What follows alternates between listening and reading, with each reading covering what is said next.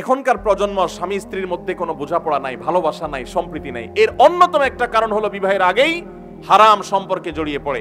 আর আমাদের আগের জেনারেশন বা আমাদের চেয়ে আরো সিনিয়র বা আমাদের পর্যায়ের জেনারেশন যারা, তাদের স্বামী স্ত্রীর মধ্যে এখনো বোঝাপড়া অনেক ভালো, হাজার গুণে ভালো।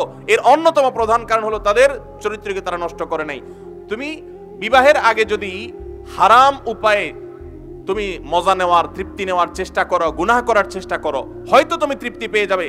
মনে রাখবে, স্বর্ণের অক্ষরে লিখে রাখতে পারো, বিবাহের পরে পবিত্র স্বাদ এবং আনন্দ, স্বামী স্ত্রীর মধ্যকার যে বোঝাপড়া এবং সম্প্রীতি, ভালোবাসা, যতটাই তুমি এখানে খরচ করবে তার ঘাটতি তুমি বিবাহিত জীবনে লক্ষ্য করবে।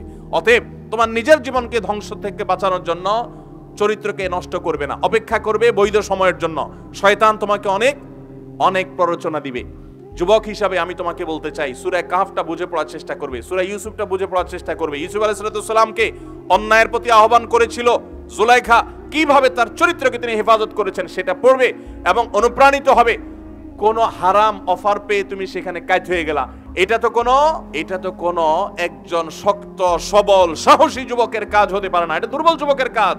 দুর্বল যুবক সে যেখানে সেখানে কাজ হয়ে যায়। তোমার মেরুদণ্ড যদি সোজা থাকে, তোমার ঈমান যদি শক্ত থাকে, তোমার ভিত্তি যদি মজবুত থাকে, তোমার ঈমান যদি স্ট্রং থাকে, তুমি যদি সাহসী হয়ে থাকো প্রকৃত অর্থে, তাহলে প্রকৃত বীরত্ব হলো তোমার অন্যায়ের পথে যাওয়ার সুযোগ থাকা সত্ত্বেও তুমি যাবে না, ঠায় দাঁড়িয়ে থাকবে সত্যের উপরে।